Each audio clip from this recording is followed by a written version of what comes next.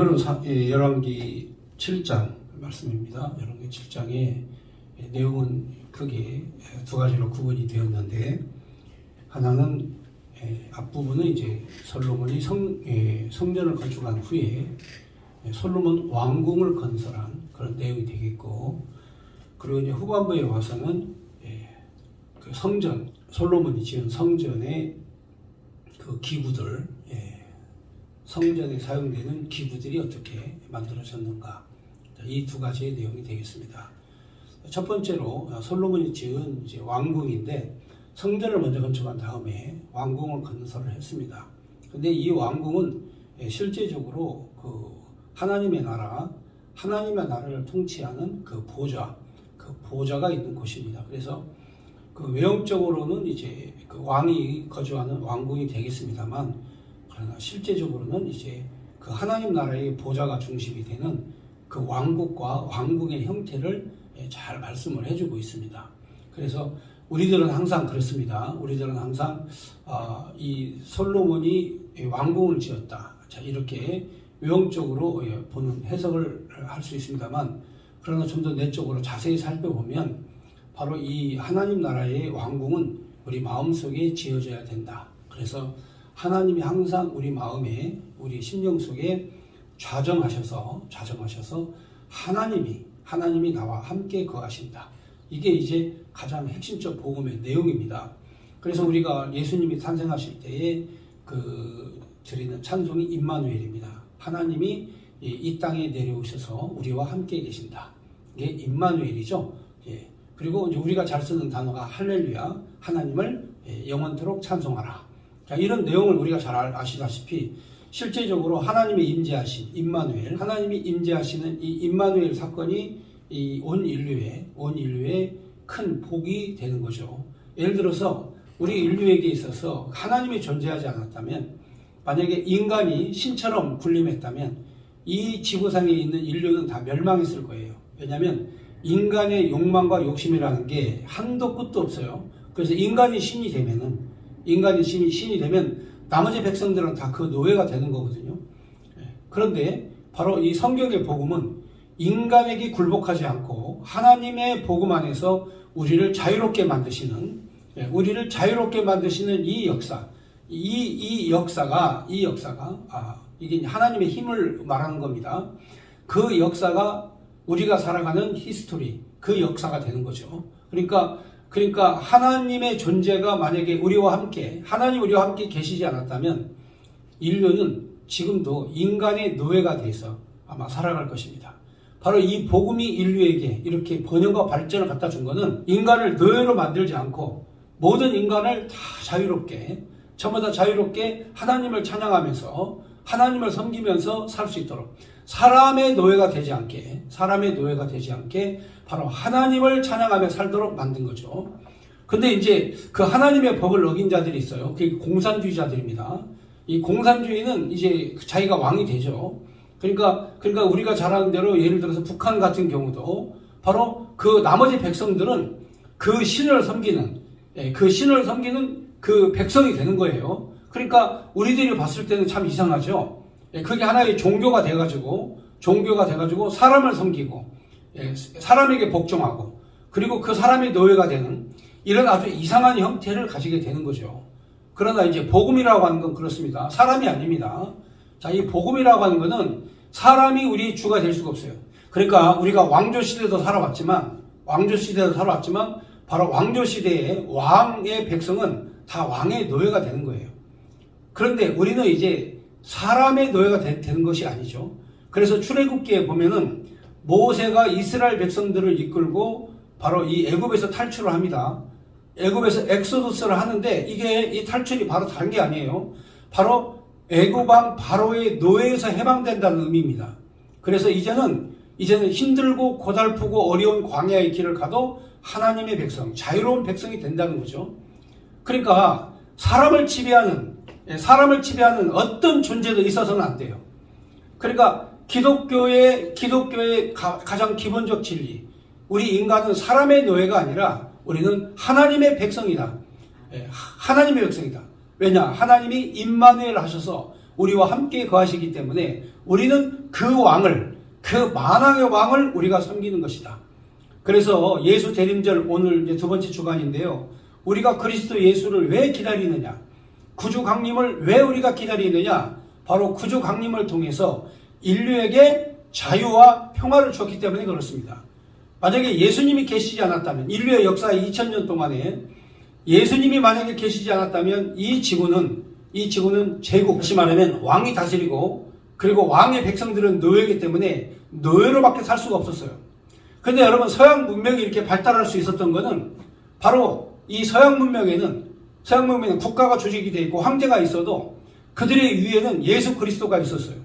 그래서 황제들이 대관식 할 때 항상 성당에서, 교회에서 대관식을 했죠. 자, 그거는 뭐냐? 바로 이 나라를 다스리는 근본의 주는 바로 만왕의 왕 예수 그리스도시다. 그러니까 이런 통치가 이루어질 때에 우리 인류에게 평화와 자유가 있고, 평화와 자유가 있을 때 인간의 능력이 발휘가 되는 거죠. 오늘날 이 기독교의 대적이 바로 공산주의인데, 이 공산주의는 신이 없습니다. 무신론입니다. 그런 신이 없고 인간이 신과 같이 모든 일을 다 할 수 있다. 자, 이렇게 생각을 하는 거죠.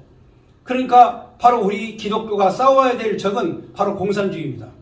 그래서 공산주의가 침투에 들어가지고 교회를 파괴하는 거죠. 요즘에 보면은 과거 같으면 이제 이 12월 달이 되면 성탄 캐롤도 이제 길거리에 울려 퍼지고, 그 다음에 교회마다 이 성탄 트리를 다 장식을 했습니다. 그런데 요즘에는 이제 그렇지 않죠. 요즘에는 캐롤도 없고 성탄 트리도 상징적인 곳에다 한두 개 세워놓고 말죠. 자, 그런데 이게 바로 무슨 작업이냐? 성탄 트리를 만들면 이게 뭐 무슨 문제가 됩니까? 그런데 뭐 성탄 트리를 하면은 교통에 방해가 된다느니 뭐가 어쩌다느니 하면서 이유를 붙이는 거, 경고장을 붙이고 가고 철거하라고 하고 가고, 그리고 또 캐롤을 틀면 뭐 저작권 위반이다, 그 다음에 소음공해 때문에 시끄럽다 해가지고 신고가 돌아요. 그러니까 공산주의자들이나 사회주의자들이 이 찬송소리나 이 캐롤 소리를 들으면 예민하게 반응을 하기 때문에 바로 이 길거리에 너무나 소음공해가 심하다 해가지고 신고를 합니다. 그래서 요즘에 성탄 트리 또는 성탄 캐롤, 성탄 찬송 길거리에서 하지를 못하게 현재 만들어 놓은 이 세상이 과연 정상적인 그런 자유민주주의 국가냐? 이것도 의심을 한번 해봐야 되죠. 자, 우리에게 주어진 오늘의 현실에 있어서 솔로몬이 왕궁을 지었습니다. 그런데 이 왕궁의 가장 핵심은 왕이 의자에 앉는 보좌의 보좌. 바로 이 보좌가 있을 때, 그래서 그리스도 예수의 보좌가 우리 심령 속에 있을 때 하나님의 거룩한 성전이 지어져 가고 하나님 나라의 백성이 되고 내가 주님의 나라의 왕궁에서 사는 하나님 백성이 되는 거예요. 그러니까 하나님이 내 마음속에 보좌에 계시는 이런 놀라운 역사가 이 땅에 이루어져야 된다 이거죠. 그래서 진리가 우리를 자유케 한다고 하는 이 말씀을 우리가 명심하면, 그 말은 다시 한번 따지고 보면 바로 임마누엘 하신 그리스도 예수가 우리와 함께 계시다는 뜻이에요.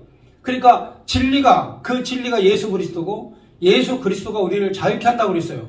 그러니까 인간 혼자 살아가는 이 삶은 거의 지옥과 같은 삶이에요.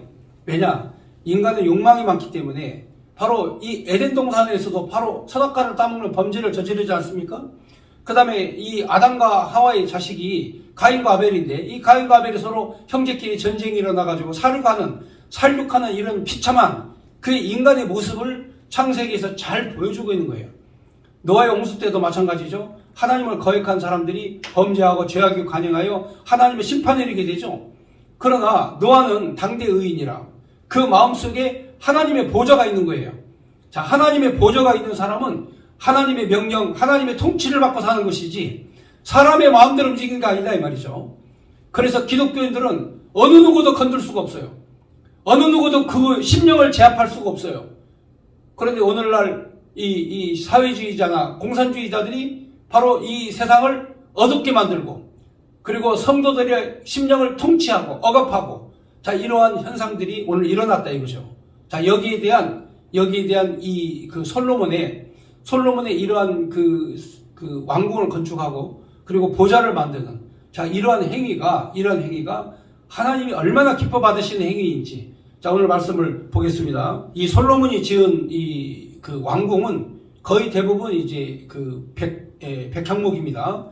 백향목 목재로 이제 그 화려하게 지었고, 건물벽은 돌로 깎아 만들었습니다. 자, 그래서 여기 보면은 이 내용에 보면은 그 크기, 왕궁의 크기가 나와 있는데, 거기 7장 2절에 보면 그가 레바논 나무로, 레바논 백향목입니다. 레바논 나무로 왕궁을 지었으니 길이가 100규빗이다. 그래서 길이가 50m, 그 다음에 넓이가 50규빗, 넓이는 25m, 그리고 높이는 30규빗, 15m입니다.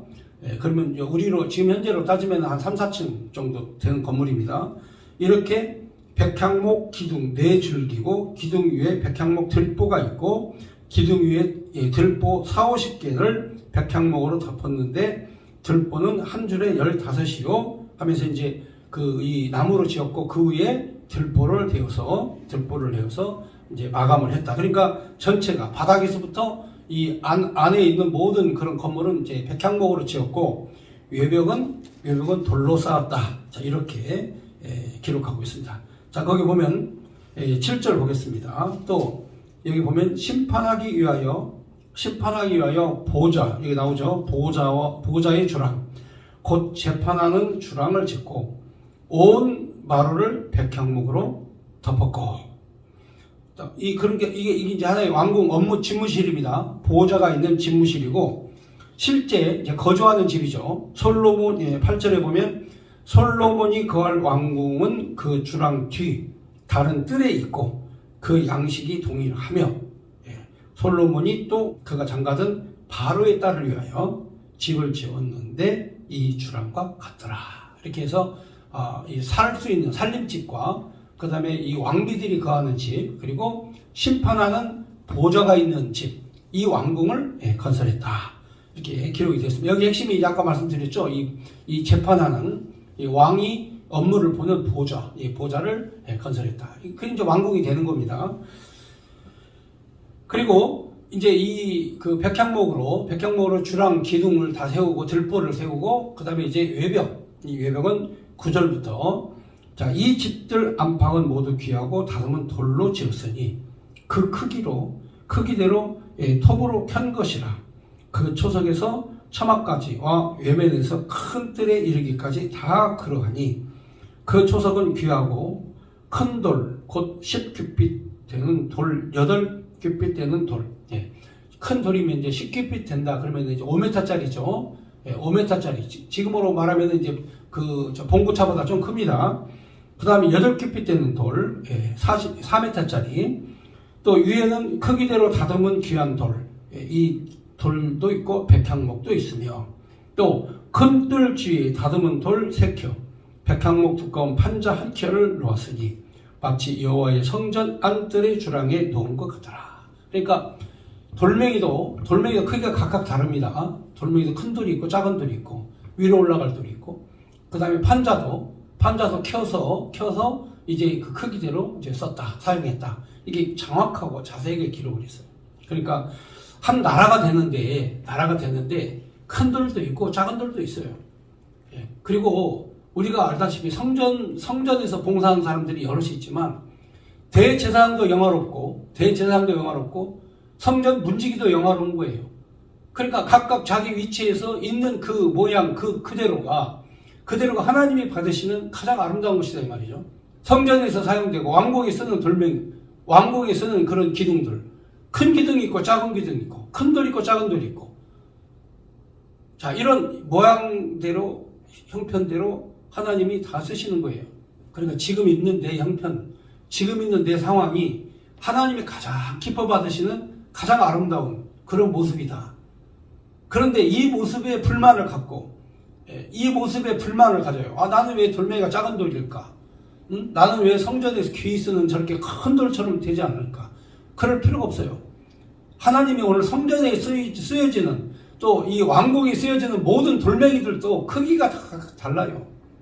그러니까 우리가 이 하나님을 찬양할 때 성전에 귀한 돌덩이가 되게 하는, 그래서 나로 하여금 크든 작든지 간에 하나님의 몸된 교회를 위해 귀하고 소중하게 쓰임받는 이런 그 모습의 삶을 우리가 살아가는 거 아니겠습니까?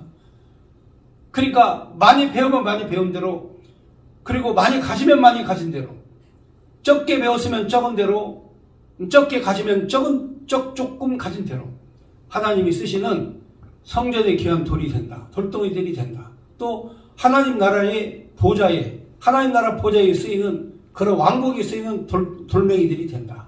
그러니까 이게 성전의 그 건축의 원리고 솔로몬이 지은 왕궁 건축의 가장 원리다 이거예요. 자, 그런데 사실은 이 솔로몬이 이렇게 아름다운 공사를 시행할 수 있었던 거는 다 아버지가 준비를 해 놓으신 거예요. 역대상 29장 1절을 한번 보시면 다윗이 이 성전 건축과 이 왕궁 건축을 위한 그 모든 자재 그리고 모든 재료를 다 준비를 해 놓으셨는데 한번 읽어보겠습니다. 자, 역대상 29장입니다. 다윗 왕이 온 회중에게 이르되 내 아들 솔로몬이 유일하게 하나님께서 택하신 바 되었으나 아직 어리고 미숙하여 이 공사는 크도다. 이 성전은 사람을 위한 것이 아니요 여호와 하나님을 위한 것이라. 내가 이미 내 하나님의 성전을 위하여 힘을 다하여 준비하였나니 곧 기구를 만들 금과 은과 놋과 철과 나무와 또 만호와 가공할 검은 보석과 채석과 다른 모든 보석과 옥돌이 매우 많으며 성전을 위하여 준비한 이 모든 것 외에도 내 마음이 하나님의 성전을 사모함으로 내가 사유한 금, 은으로 내 하나님의 성전을 위하여 드렸노니.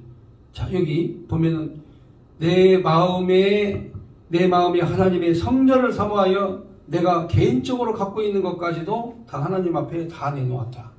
이게 다윗이 이제 마지막 숨지기 전에 이제 기록한 고백한 그런 내용들입니다. 그러니까 솔로몬이 이미 이 건축을 시작하기 전에 바로 하나님이 다 예비하고 준비해 놓으신 거예요. 그러니까 우리가 어떤 하나님의 역사를 할 때에는 이게 걱정하면 안 돼요. 하나님의 일을 위해서는 다 다 준비를 해 놓으셨어요. 그러니까 이 믿음보다 걱정이 앞서가면 사람이 고민을 하면서 사는 것이고 이 믿음대로만 살면은 찬송하며 사는 거예요. 그러니까 인간이라고 하는 게 걱정하며 사는 사람하고 찬송하는 사람하고는 차원이 다른 거예요. 그러니까 걱정하며 사는 사람은 이 걱정이 믿음보다 앞서가요. 그러니까 그 삶은 항상 근심 걱정밖에 없어. 그러니까 그 사람은 가졌거나 가지지 않았거나 뭐 고급 아파트에 살건 뭐 부잣집으로 살건 호화롭게 살건 그건 관련 없어요. 조그마한 집에서 살건 상관없습니다. 믿음이 앞서가면 찬송이 나오는 거고 믿음보다 걱정이 앞서가면 바로 근심 걱정이 나오는 거죠. 그러니까 하나님의 집은 하나님이 다 예배해 놓으셨다는 거예요. 그러니까 주님의 몸된 교회에 쓰여질 것들은 주님의 몸된 교회를 위해서는 하나님이 다 예배하고 다 준비해 놓으셨다. 그게 바로 믿음이 앞서가는 삶이에요. 그러니까 솔로몬이 이렇게 호화롭고 영화로운 성전과 왕궁을 지을 수 있었던 것은 아버지의 믿음이 아버지가 이미 다 예비하고 준비한 이 은혜가 있기 때문에 이게 가능했다. 이렇게 보면 되는 거죠.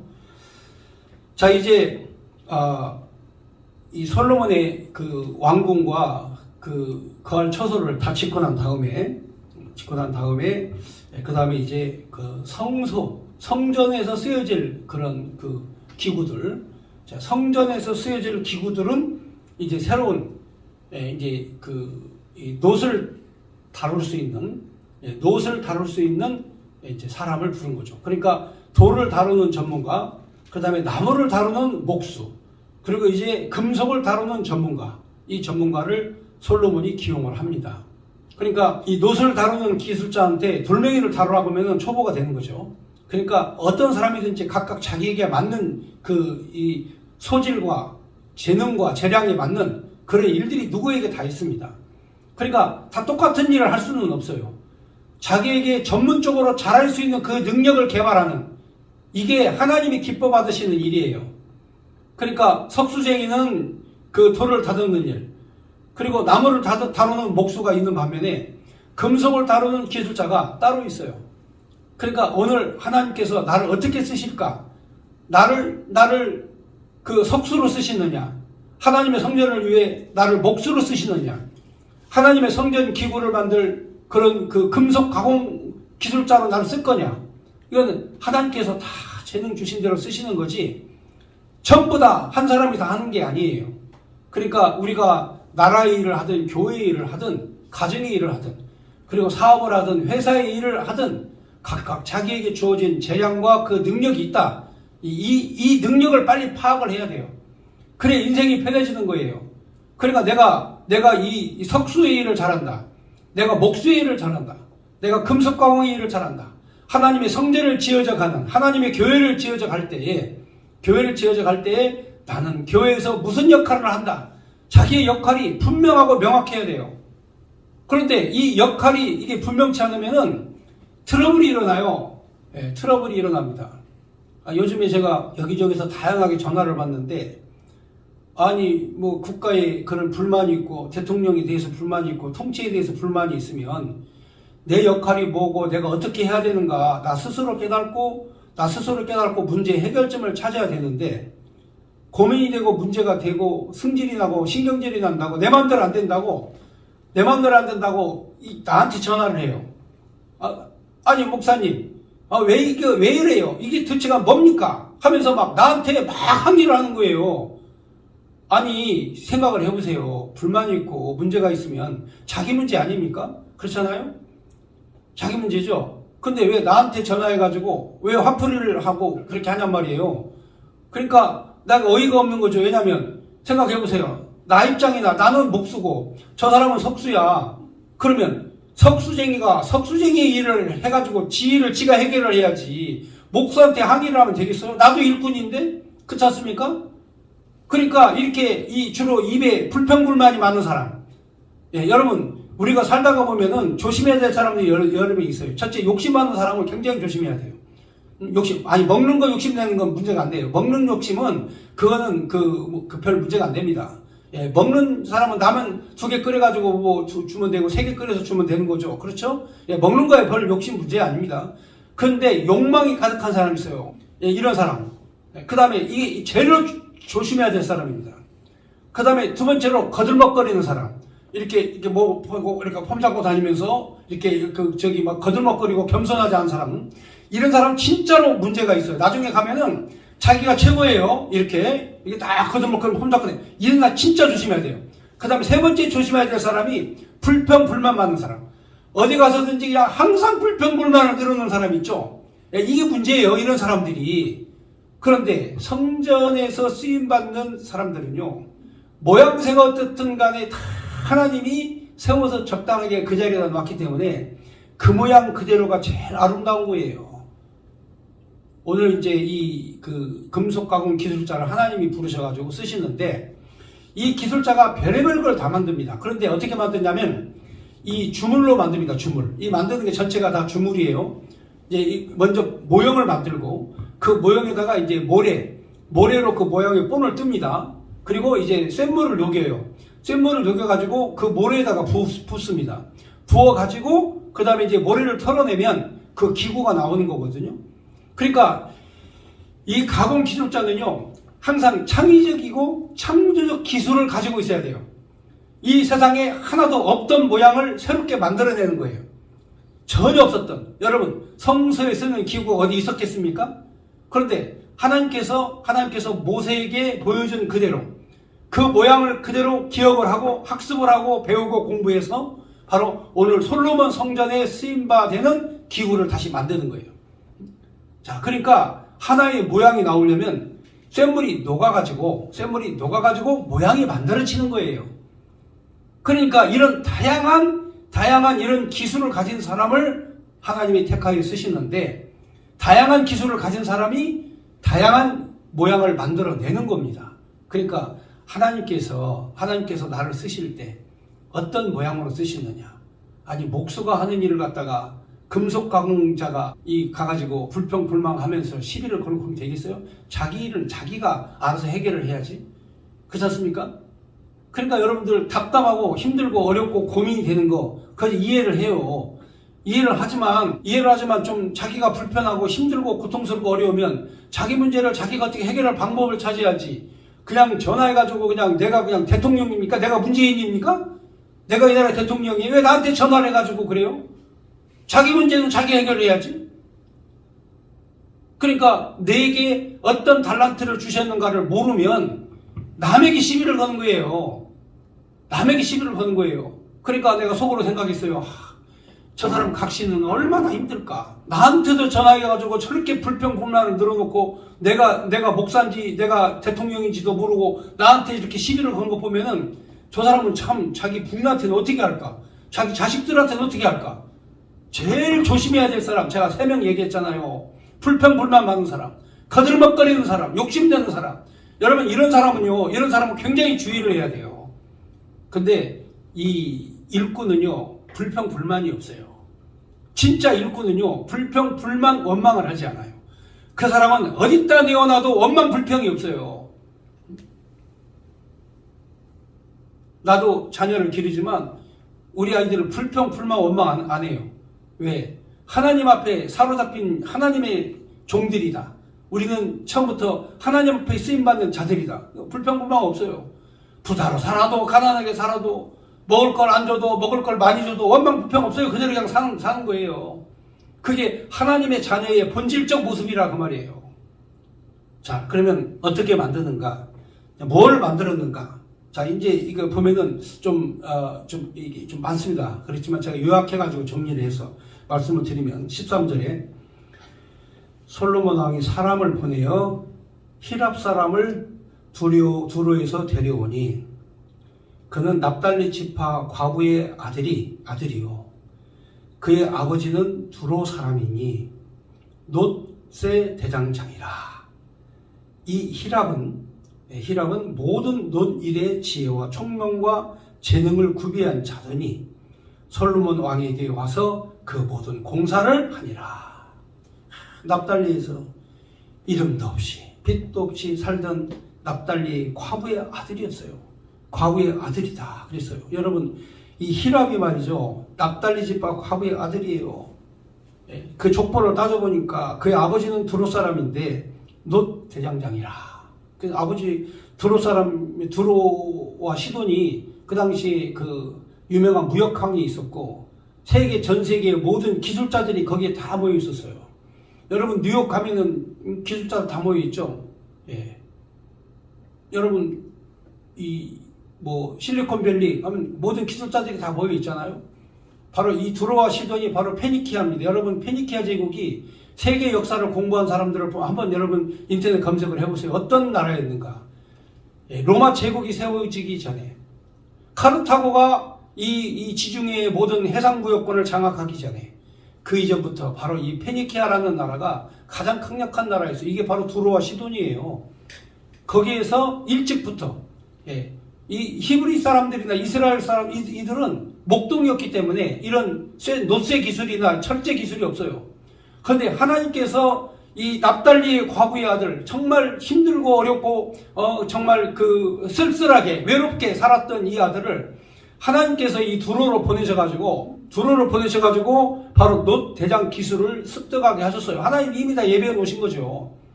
여러분 그 히랍을 하나님이 이렇게 쓰실 줄이 어떻게 알았겠어요? 과부의 아들로 힘들고 어렵고 고통스럽게 살았던 그 아들을 이렇게 하나님께서 귀하게 쓰시는 이 역사를, 이게 하나님 역사예요. 그러니까 이 놋 대장장이 돼가지고 철공소에서 맨날 그 망치로 쇠나 두들기고 쇳물을 녹이고 가장 힘들고 어렵고 힘든 삶을 살았지만 하나님이 쓰실 때는 바로 솔로몬 성전의 가장 귀한 기구를 만드는 그런 기술자로 하나님이 이렇게 쓰시는 거예요. 그러니까 공부하고 배우고 학습하고 하는 거를 나는 이거는 하나님의 영광을 위해서 한다, 이런 생각을 가진 사람들은요, 이런 사람들은 어디다 놓아도 어디다 갖다 놓아도 이 사람은 항상 빛나게 그 일을 하는 거다 이 말이죠. 이 납달리 과부의 아들 히랍을 하나님이 이렇게 높이 쓰실 줄이야 어떻게 알겠습니까? 하나님은 다 때가 되면 귀하고 소중하게 다 쓰신다. 그래서 우리는 하나님을 믿는다. 그게 우리의 믿음 아닙니까? 그 공사의 내용은 23절에 이제 여러 가지가 있습니다만은 가장 큰 공사가 이제 기둥, 그 성전의 예, 성전 앞에 노소로 만든 기둥입니다. 예, 이 기둥 두 개를 크게 세웠죠. 예, 이게 이제 이 기둥의 유래는 이제 뭐 우리가 잘 알다시피 광야에서 이 놋뱀 장대에다가 매달아 가지고 높이 놋뱀 매달은 그 기둥 있지 않습니까? 자, 이때부터 바로 이 기둥, 하나님을 바라보는 이제 그 모습이죠. 그 신앙이죠. 자, 그러니까 지금도 의사들의 마크가 이 장대에다가 이 뱀 표시를 해놓은 게 의사들의 마크 아닙니까? 치료하는 하나님 여호와. 치료하는 하나님 여호와. 그래서 항상 이 성전에는 이 기둥을 세워놓죠. 기둥 세우는데 이 녹기둥입니다. 그 다음 두 번째가 바로 이제 바다입니다. 바다. 이 바다가 뭐냐면은 그 당시에는 상수도 시설이 제대로 되어 있지 않았어요. 그런데 성전에 들어가서 항상 예배를 드리려면 손과 발을 씻어야 됩니다. 그런데 여러분들 지금도 이 성전의 모습을 어떻게 보시면 아냐면 회교 사원에 가면 반드시 신발을 벗습니다. 신발을 벗는데 손과 발을 씻어요. 그러니까 이 씻는다고 하는 것은 이게 정결 예식입니다. 네, 정결 예식. 그래서 항상 그 정결 예식에 우리가 지금 이제 교회 안에서도 이 세례를 받는 것도 이것도 이제 이 구약에 나오는 정통적인 그런 그 씻는 예식, 바로 이 정결 예식의 한 부분이거든요. 그러니까 이 큰 바다라고 하는 건 뭐냐면 쉽게 말하면은 이 물을 담는 그릇을 바다라고 합니다. 물을 담는 그릇을 바다라고 하는데 바로 이 성전에 가장 큰 물을 담는 바다가 있어요. 이게 이제 대제사장 그리고 제사장들이 바로 그 씻는 것, 손과 발을 씻는 그 물을 담겨 놓은 곳입니다. 이게 이제 그 물을 통해 가지고 정결 예식을 의미하는 거죠. 그러니까 성소에 들어갈 때에는 이 바다의 물을 항상 정결하게 씻고 들어가는 거죠. 그리고 또 이게 이제 23절에 있는데 이 크기가 이제 어마어마한 크기입니다. 이것도 이제 마찬가지로 모형 틀을 만들어 가지고 이 모래로 이 모형 틀을 만들어 가지고 논물을 부어 가지고 만든 큰 물그릇입니다. 쉽게 말하면. 그러면 크기가 어느 정도인가 보겠습니다. 23절 또 바다를 부어 만들었으니 그 직경이 10규빗. 그러니까 그 직경 큰 바다가 직경이 10규빗이다 이거죠. 5m. 그 모양이 둥글고 그 높이는 5규빗. 5규빗입니다. 2m 50. 또 주위에는 30규빗. 그러니까 그 5m짜리 직경 5m짜리의 그 동그란 둘레를 다 재어보니까 이게 30규빗이 된다. 자, 그러면서 여기에 이제 그 가장자리에 돌아가면서 이렇게 그 큰 바다를 만들었는데 소 12마리 이 큰 큰 물그릇을 소 12마리가 이제 바친 거죠. 그래서 동서남북 각각 3마리씩 이렇게 소를 이게 만들어 가지고 그 바다를 이게 받침 삼아서 그 위에다 올려놓는 거죠. 그래서 바로 25절에 보면 그 바다를 소 12마리가 바쳤으며, 자, 소 3마리는 북쪽을 향하고 3마리는 서쪽, 그 다음에 또 남쪽, 그리고 마지막 3마리는 동쪽을 향하였으며 바다를 그 위에 놓고 소 뒤는 다 안으로 두었으며. 그러니까 이제 그 엉덩이를 다 마주 보면서 소들이 다 밖을 바라보면서 동서남북을 다 바라보면서 12마리의 소가 이 엄청나게 무거운 이 바다 이거를 이게 이제 그거를 이제 그 위에 얹혀놨다 이 말이죠.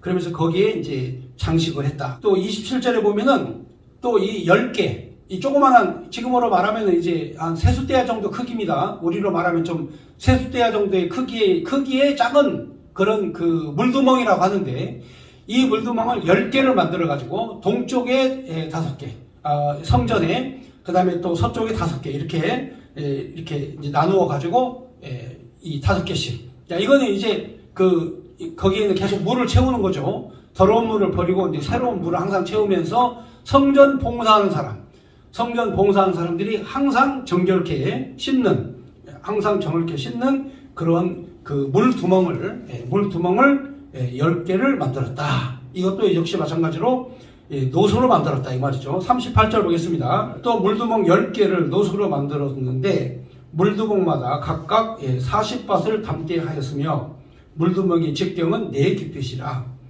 물두멍의 직경은 4규빗인데 10받침 수레 위에다가 각각 물두멍 하나씩을 놓았고, 그 받침 수레 5은 성전 오른쪽에 두었고 5은 성전 왼쪽에 두었고 성전 오른쪽 동남쪽에 그 바다를 두었다 그랬어요.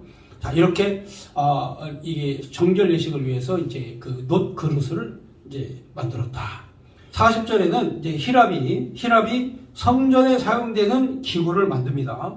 자, 성소와 성전에서 사용되는 온갖 기구를 만들었는데 그 기구의 명단, 만들었던 그 명단이 여기 쭉 나옵니다. 여기 나오면 보면은 그렇습니다. 이 48절, 자 48절부터 보면 솔로몬이 또 여호와의 성전의 모든 기구를 만들었으니 곧 금단, 진설병, 금상, 내수 앞에 좌우 5씩, 둘, 정금 등잔, 또 금꽃과 등잔과 불집게며 또 정금 대접과 불집게와 주발과 숟가락과 불을 옮기는 그릇이며 또 내소 곧 지성소 문의 금 돌적이 성전 곧 외소의 문의 금 돌적이더라. 이렇게 해서 크고 작은 이 크고 작은 그런 많은 그런 이 금속 가공 제품을 다 바로 히랍이 선택되어서 만들었다. 자, 이렇게 이제 이 말씀이 바로 오늘의 가장 핵심적인 말씀이 되겠습니다. 크고 작은 거, 모양새가 어쨌든 간에 어떤 모양이든지 제사장으로 쓰임받는 자도 있고 성전 문지기로 쓰임받는 자가 있는 것처럼 귀하고 소중한 금그릇으로도 쓰임받지만 또 이 물 씻는 항상 더러운 물로 항상 씻으면 더러운 그 밥그릇이 되지 않습니까? 그런 놋 바다도 있고 그 다음에 물두멍도 있고 불집게도 있고 불쏘시개 뭐 끄집어내는 갈고리도 있고 자 이런 다양한 그런 것들을 통해서 하나님이 성전에서 영광을 받으셨다 이거예요. 그러니까 내 모습 이대로 하나님이 받으실 줄로 믿습니다. 마지막 51절에 솔로몬 왕이 여호와의 성전을 위하여 만든 모든 일을 마친지라. 이에 솔로몬이 그 아버지 다윗이 드린 물건 곧 은과 금과 기구를 가져다가 여호와의 성전 곳간에 두었다. 하나님께 영광입니다. 감사합니다.